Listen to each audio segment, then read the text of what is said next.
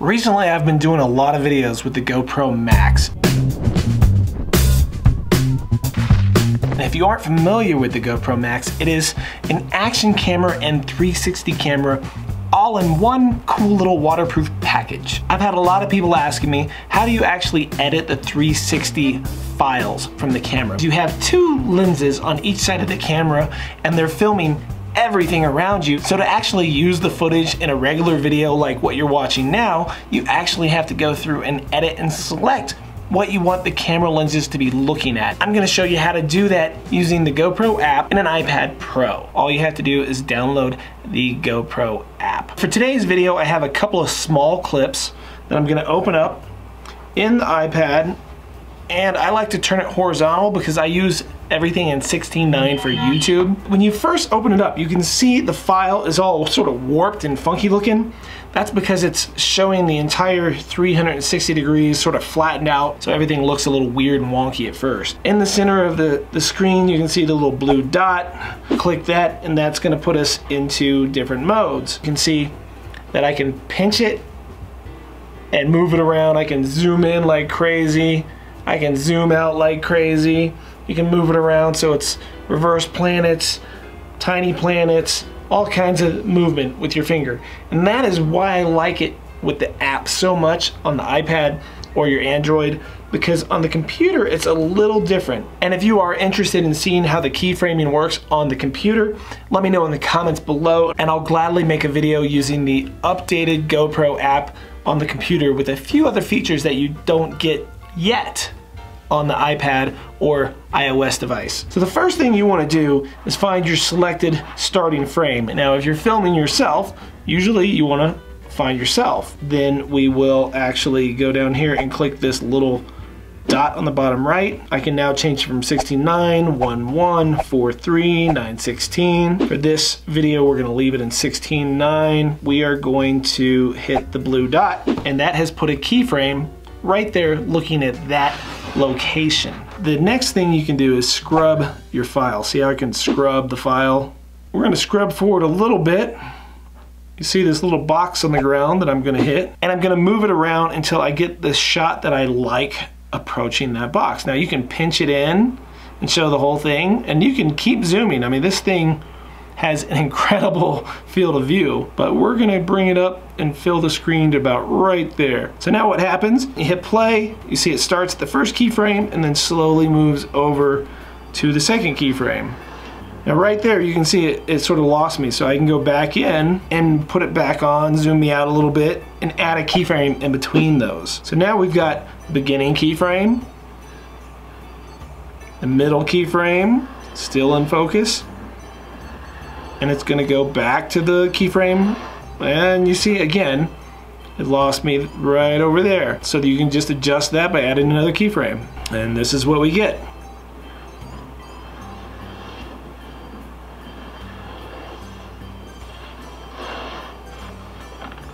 Now I'm pretty happy with that to that point. I'm gonna go ahead and turn everything and bring it in more straight. So you'll see it's gonna be a pretty drastic change now.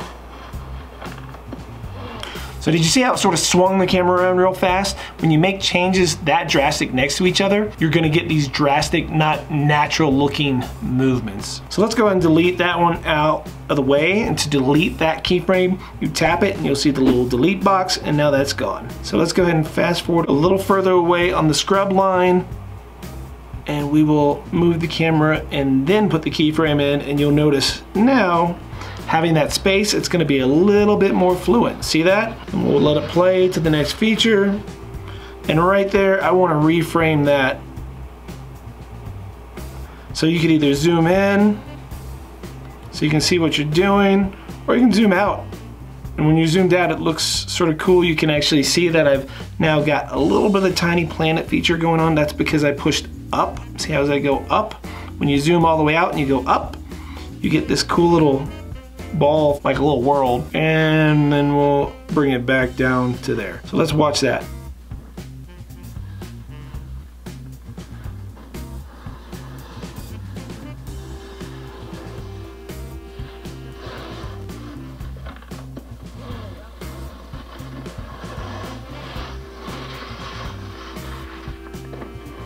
If you like that, you leave it. If you don't, you come back and you tap the thing and you delete it. And then we can watch it without the tiny planet. And I like that a lot more. The cool thing is I can go ahead and finish editing this, and notice that if I'm on one of the keyframes and I move it around, you get an arrow to go back, as well as a check mark to say, hey, I want to change my viewpoint. And then we just scrub a little bit more forward, moving it just a tiny bit, and that's it. Now let's watch that whole thing play back.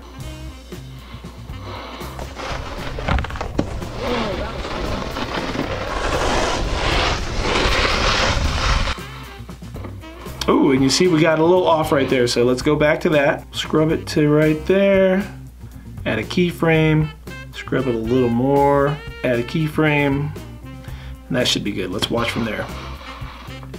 Let's say we want to go ahead and share this right from our phone or tablet to our social media. We're gonna hit cut, and we're gonna scrub forward and get rid of all that little setup stuff. So we're just starting right about there. So we're gonna hit cut, and now we're gonna scrub it around until we get to the point that we don't want anything. So we hit the jump, and whoosh, right there.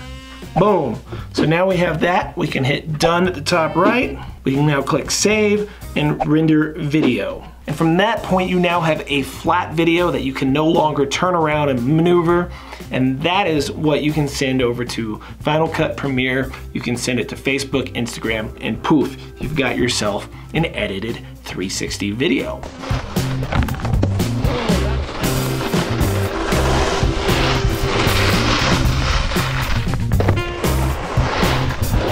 This is not the only way that you can edit on this particular app. So let me open up another file and let me show you one other way. Let's go ahead and open another file just by clicking on it here, and then you click on the blue icon in the middle, and then again you can see I now have access to turn it, pinch it, spread it, and do everything I want. And God, look at those colors. I miss going outside and doing stuff like this. We're gonna click the little diamond dot down in the middle, and then we're going to click the 3 dots in the top right and go to OverCapture. OverCapture is a little different. You notice as I move the iPad around, it actually moves with me to what I'm looking at. And you can still zoom in like this if you want to, and poof. All right, we are now recording what I'm seeing. So at the same time, I can still move it, zoom in, zoom out. In the replay, it's now looking at anywhere that I moved the iPad. The easiest way to do this is to just have both your thumbs on the iPad. And you notice whenever I go up, I can zoom in, zoom out. I can make a tiny planet or a reverse planet. And it's just this easy to just move it around. It records what you're pointing the camera at or what you're doing with your thumbs for zooming in and zooming out. And when you're done, you click the download arrow, and it's gonna do the same thing. It's gonna render the footage that you just did, and then you'll be able to save it to your iPad, send it to your computer, then edit it or use it on social media or do whatever it is that you wanna do.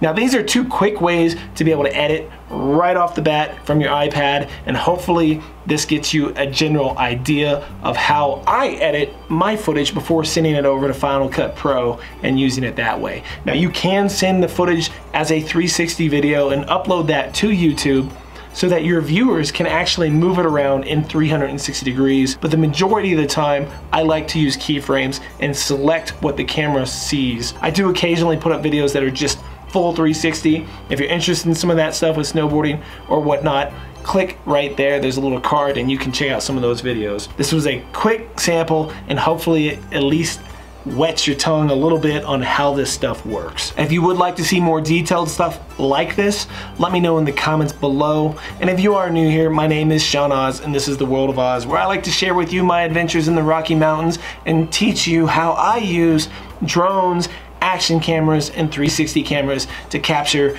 your own life for your own YouTube channels or for whatever use you want to use them for. Thanks again, and I'll see you in the next one.